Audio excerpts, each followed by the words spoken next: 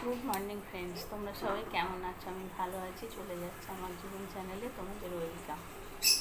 তোমরা ভালো থেকো, সুস্থ থেকো, সাবধানে থেকো, সবাইকে সাবধানে রেখো। যারা আমার দূরের বন্ধু তাদের জন্য উড়ন্ত ভালোবাসা, যারা আমার কাছের বন্ধু তাদের জড়িয়ে ধরে ভালোবাসা। তোমরা আমার সাথে থেকো, তোমরা আমার পাশে থেকো। এখন বাজবে 9টা,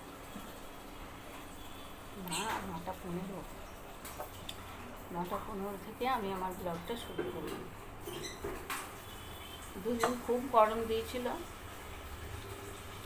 এখন আবার বৃষ্টি হয়ে একটু ঠান্ডা। এরকম করলে দিনগুলো চলে গেলেই হলো। তাও দেখতে থাকো বন্ধুরা। ইন্ট্রো দিয়ে চলে এলাম। এখন আমি তোমাদের ইলিশ মাছের একটা রেসিপি দেখাবো, সেটা তোমরা দেখতে থাকো।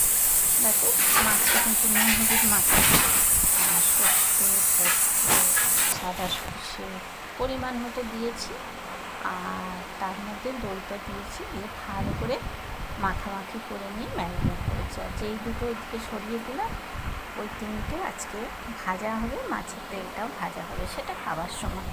তো তার আগে তো এই মাছটা করবো, আমরা 4টে মানুষ, সেই জন্য 4টে মাছকে ম্যারিনেট করবো। তাতে দইটা আমি ভালো করে সুন্দর করে বেসনের মতো ফাটিয়ে নিয়েছি, পুরো ক্রিম করে ফেলতে হবে।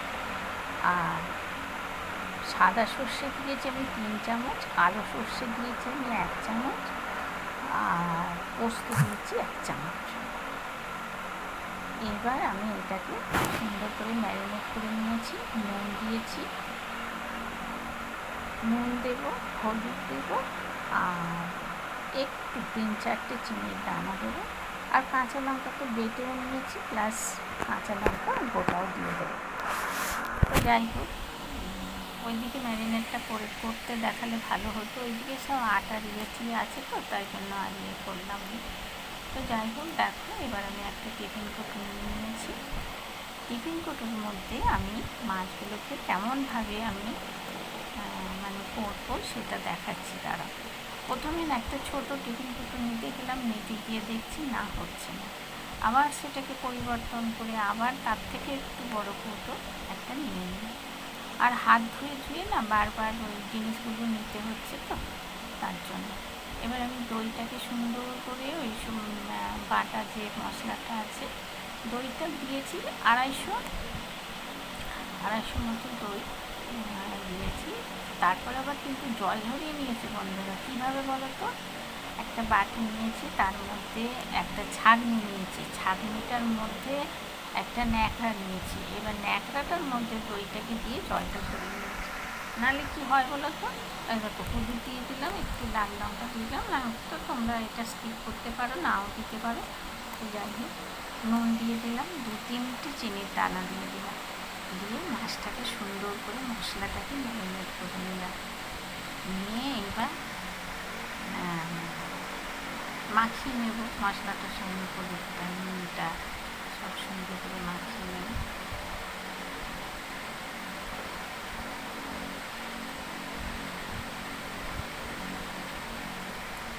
আগের বারে করেছিলাম, তখন পিউরানি বললো মা একটু ঝাঁঝ হয়ে গেছে। কেন বলো তো, দইয়ের পরিমাণটা কম ছিল, সেই জন্য একটু ঝাঁঝ হয়ে গেছে।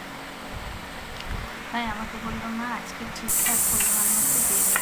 তাহলে ঠিক আছে, যে আজকে আমি একটু ইউটিউবেই দেখে নিলাম ভালো করে পরিমাণ আর পরিমাপে। দুটো জিনিস যদি ভালো না হয় তাহলে তো খেতে ভালো লাগবে না, এটা তো ঠিকই বলো। আর কী দাম গো, বাপরে বাপ! যাই হোক, এবার আজকে ইলিশ মাছই করেছি, ইলিশ মাছ ভাজা, ইলিশ মাছের তেল আর ইলিশ মাছের ঝাল। এইবার দেখো, এই ছোটো টিফিন কোটোটা এনে যেই আমি এখানে ঢালতে গেলাম, দেখছি মাছটা ভরছে। কী করবো, এটাকে আবার রেখে দিলাম, দিয়ে অন্য একটা কৌটো নিয়ে আসলাম। দেখো না বলো তো, আমার একটা আন্দাজ নেই, 3টে ধরবো আর একটা কিন্তু ধরবো না, কী করবো? আবার নাপিয়ে পাল্টে নিই। তাহলে বন্ধুরা, টিফিন কোটোটা পাল্টে নিয়ে একটু বড় কোটো নিলাম, দিয়ে কী করলাম বলো তো, প্রথমে আগে কিছুটা মানে আর কি মশলা ছড়িয়ে দিয়ে তার উপরে মাছ দিলাম। এবার মাছের উপরে এবার অন্য যে আর একটু মশলা ছিল, দই ছিল, সেটা আবার ওপরে দিয়ে সুন্দর করে একদম বিরিয়ানির মতো করে সুন্দর করে থাক থাক থাক করে সাজিয়ে দেবো। এবার কী করবো বলো তো, এইবার এই মাছটার উপর তখন তৈরি নেই, এইবার এখন এই মাছটার উপরে আমি সর্ষের তেল ভালো করে ছড়িয়ে দেবো। এবার সর্ষের তেলটা ছড়িয়ে দেওয়ার পর ঘাটাঘাটি আর করিনি, জানো তো। আর এবার আমি কী করলাম, এবার সর্ষের তেলটা দেওয়ার পরে আর ঘাটাঘাটি করলাম না। এবার কাঁচা লঙ্কা আমি চারটে মাছের গায়ের মধ্যে কাঁচা লঙ্কা দিয়ে ছাড়িয়ে দেবো। কী যে খেতে হয়েছিল বন্ধুরা, আমি ভাষায় বলতে পারবো না। তো যাই হোক, এইবার আমি কিরম করে ওটাকে ভাপাবো সেটা দেখো। এই মাছটা তোমরা একটু হালকা করে কিন্তু ভেজেও নিতে পারো। আমি ভাজিনি, কারণ আমার ছেলেগুলো একদম কাঁচা মাছের খাবো, তো আমি বলি ঠিক আছে তাই হবে বলে আমি দেখো কাঁচা লঙ্কা একজনের জন্য 4টে করে দিয়ে দিলাম। এবার ঢাকা দেবো। এইবার একটা ঢাকা দেওয়ার পর একটা গ্যাসের মধ্যে কড়াই বসে কড়িয়ে বসিয়ে এবার টিফিন পেঁপেটা যাতে না ডুবে যায় বা জল না ঢোকে, তার জন্য কী করবো বলো তো, তার জন্য পরিমাপ মতো জল দেবো। এবার পরিমাণ মতো জল দিলেও তো হবে না, এবার তার মধ্যে একটা কিছু বসাতে হবে। সেই জন্য আমি একটা এইরকম বসিয়ে দিলাম। তোমরা গোল গোল চাকার মতো যেগুলো, ওগুলোও বসাতে পারো, কোনো ব্যাপার না।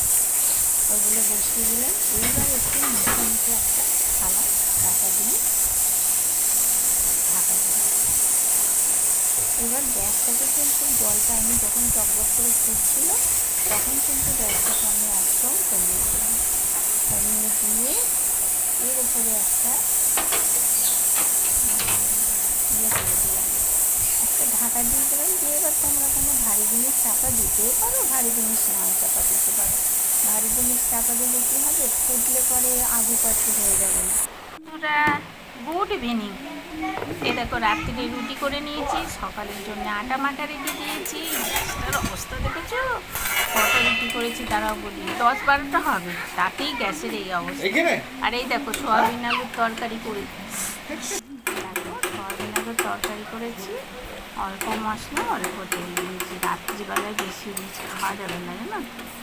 তো যাই হোক, টমেটোগুলো একটু ফাটি, একটা টমেটোগুলো না বড্ড শক্ত, জানো তো, কিছুতেই নরম হতে চায় না। তাও কতক্ষণ নুন দিয়ে ঢাকা দিয়ে রেখেছিলাম।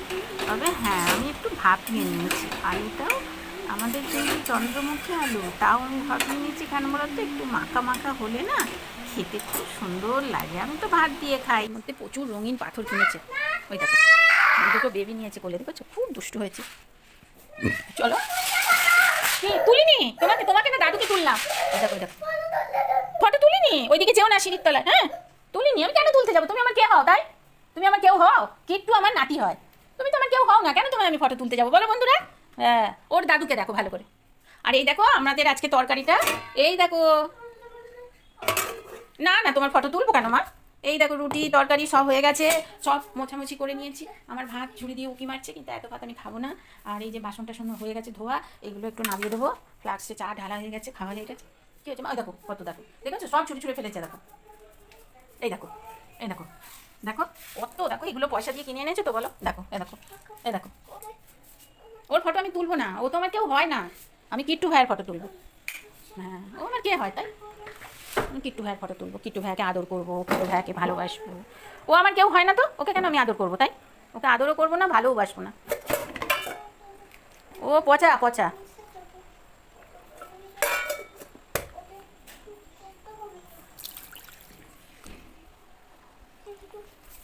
কেন তোমরা কিট্টু ভাইয়ের ফটো দেখো, এই দেখো কিট্টু ভাইয়ের ব্যাগ, এই দেখো কিট্টু ভাইয়ের কত খেলনা। ওর খেলনা ও কি করে নিয়ে যাবে বন্ধুরা ওপরে?